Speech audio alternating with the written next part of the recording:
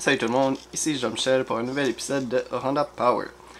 Et je sais même pas si j'ai fait la vidéo en français en fait, mais dans mon avant-dernière vidéo, dans le fond, je parlais vraiment de remplacer les mangeurs d'algues ici à moi par une autre espèce de poisson subtropical, simplement à cause que les mangeurs d'algues ici à moi, qui en ce moment se cachent, sont vraiment des poissons tropicaux. Attendez, je pense que j'en vois un, ouais. Donc, on parle de ce poisson ici, je vais juste faire le meilleur zoom. Donc, vraiment, j'ai appris que c'est... Ben, au départ, pour vous remettre en contexte, je voulais acheter des Otocinclus, qui eux sont des poissons qui, même s'ils sont tropicaux, ils peuvent vivre dans des aquariums subtropicaux. Mais au lieu, j'ai fait l'erreur d'acheter des mangeurs d'algues ici à moi. Je croyais acheter des Otocinclus à ce moment-là, mais vraiment c'est un poisson totalement différent que j'ai pas attrapé mais acheté. Et donc je vais les remplacer. Donc dans la vidéo en anglais, je parlais que je voulais les remplacer par des Illstream Loach. J'ai aucune idée de comment on le dit en français, pardonnez-moi. Même si je suis français, en fait, la plupart des termes d'aquarophilie, je les connais en anglais, donc c'est assez ironique. Mais vraiment, les Illstream Loach, c'est... ou les lush de Illstream, en tout cas, je sais pas trop comment le dire en français, je dois vous avouer. Mais c'est vraiment des poissons subtropicales. Qui ressemblent un peu à des raies, mais qui ont quand même le même comportement. Donc c'est des poissons avec ben, qui font pas mal comme les mangeurs d'algues ici à moi, je vous dirais. Donc qui cherchent la nourriture un peu partout, qui ont une bouche un peu en forme de suce pour comme se coller à des objets puis aller les sucer pour manger les algues ou le plancton, whatever. Mais un des facteurs qui commence à me faire avoir changé d'idée, c'est que cette sorte de poisson-là est en fait vraiment très cher. J'avais demandé à quelques YouTubers, dans fond, qui eux, je les connais, ben pas je les connais, mais qui...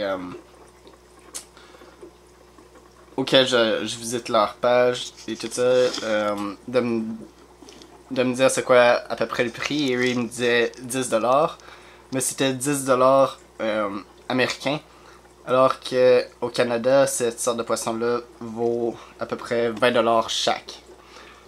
Et pour être honnête, pour un poisson qui est vraiment petit, qui a des quand même pas si résistants que ça, d'après les expériences de ceux que j'ai parlé avec, je sais pas, 20$, ça me paraît assez excessif pour un poisson aussi petit. Donc, vraiment, j'ai d'autres options. Donc, la première option, c'est les Otocinclus, qui sont carrément les poissons que j'étais censé acheter, que je croyais être en train d'acheter, même si en fait c'était les mangeurs d'algues ici à moi. L'autre option, c'est des Ancistrus, donc des Bristol Nose Pleco. Encore une fois, excusez, je connais pas vraiment le terme en français. Mais vous irez faire une petite recherche puis vous allez tout de suite savoir de quoi je parle. Donc les espèces de Ancistrus, c'est un peu des plecos mais qui restent très petits. Mais mon autre option, voilà, et on est en train de la regarder en ce moment, c'est les loches baromètres, donc les Dojo Loach, ou les loches dojo, en fait ça doit se prononcer le même en français. Mais vraiment, à cause que ça c'est Rex, si vous connaissez un peu les noms de mes poissons, à cause que, ben je sais pas, je dis quand même assez souvent de mes vidéos. Mais au départ, j'avais deux loches baromètres, donc j'avais Rex et Spot. Mais malheureusement, Spot n'est plus, simplement à cause qu'elle a sauté par 3 reprises hors de l'aquarium est décédé. Et c'était ma loche préférée, donc Rex n'est pas ma loche préférée en fait. Je suis resté avec le poisson que j'aime le moins entre les deux. Et depuis le début, je voudrais les remplacer. En fait, ironiquement, avant que j'achète mon nouveau système de filtration et que j'achète tous les Danio, j'étais juste censé acheter une nouvelle loge baromètre. Mais les choses ont escaladé. J'ai simplement décidé d'acheter des Danio à la place pour avoir plus d'activité dans l'aquarium. Mais même si les loges baromètres deviennent relativement grandes, comme vous pouvez le voir, c'est quand même pas un poisson petit, c'est quand même long comme poisson. Mais même s'il est quand même long, il n'y a pas vraiment un très gros bioload comme on appelle en anglais encore, excusez. Un jour je vais devoir trouver c'est quoi les termes en français, là, mais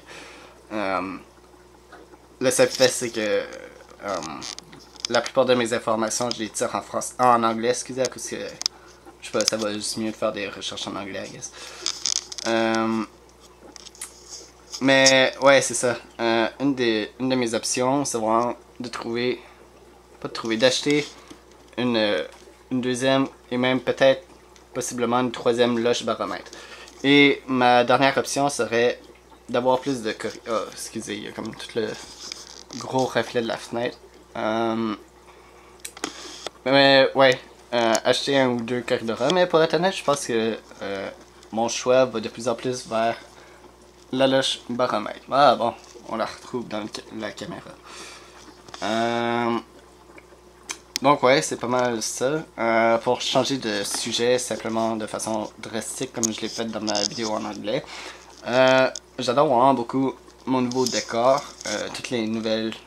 Ben pas les nouvelles plantes, hein, parce que cette plante là en fait, je l'ai depuis que je suis vraiment très jeune. Genre c'est une des premières décorations que j'ai eues dans ma vie pour un aquarium et ouais, elle commence à être vraiment très laide. Elle a eu des meilleurs jours, je vous dirais.